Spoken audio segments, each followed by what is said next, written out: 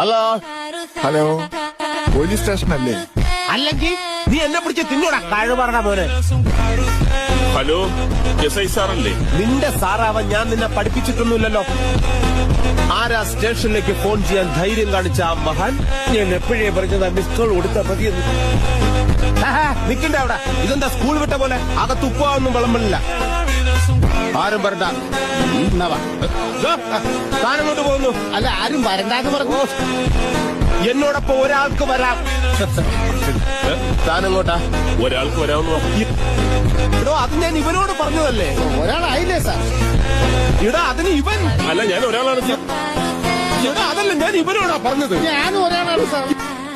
ഇടോ, നിങ്ങൾ രണ്ടല്ലേ? അല്ല സാർ, ഞങ്ങൾ ഓരോരുത്തരാ.